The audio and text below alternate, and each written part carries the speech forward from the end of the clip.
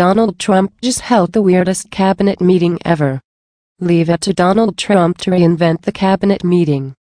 The public portion of these gatherings of all of the president's top advisors are usually state affairs.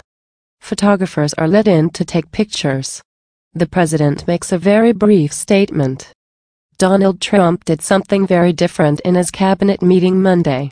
First, he reviewed the various alleged successes of his first 143 days and made this remarkable claim: never has there been a president, with few exceptions, who's passed more legislation, who's done more things than I have.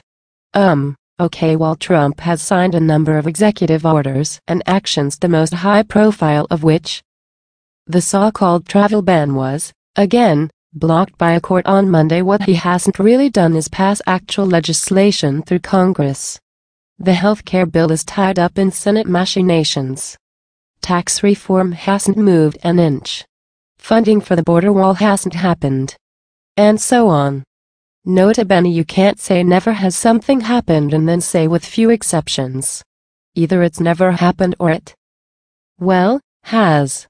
But that wasn't even close to the weirdest part of the cabinet meeting. Once Trump finished touting his administration's accomplishments, he turned to several of his newly minted cabinet secretaries, like Agriculture Secretary Sonny Perdue. Each of those cabinet secretaries lavished praise on Trump, which he accepted without comment but with a broad smile. At first, I thought Trump was just going to have the new members of the cabinet spend a few minutes praising him. Nope. It soon became clear that Trump planned to have every cabinet member speak. And when I say speak, what I really mean is praise Trump for his accomplishments, his foresight, his just being awesome. You think I am exaggerating? I am not. Here's what White House Chief of Staff Reince Priebus said about Trump: "We thank you for the opportunity and blessing to serve your agenda." I mean, what? The whole thing reminded me of a scene directly from the boardroom of The Apprentice. A group of supplicants all desperately trying to hold on to their spots on the show by effusively praising Trump, each one trying to take it a step further than the last. And Trump in the middle of it all, totally and completely pleased with himself. Reminder: around that cabinet table are hugely accomplished generals, billionaires and political people with long track records of success. What those contestants knew is the same thing Trump's cabinet has now realized: flattery will get you everywhere. Donald Trump's favorite topic of conversation is Donald Trump. The best way to talk about Donald Trump, if you want to keep working for Donald Trump, is to praise Donald Trump. The more over the top, the better.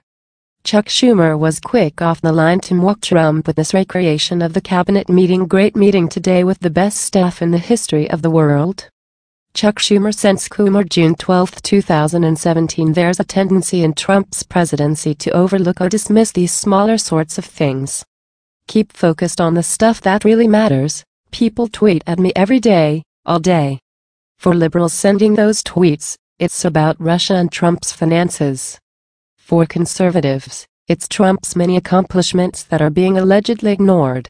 My contention is that things like this cabinet meeting, while totally inconsequential in terms of actual policy, are deeply revealing about who Trump is and how he views himself, the people who work for him in the world, and how he views all of those things. Is this with Trump at the center and everyone a spoke emanating from his hub?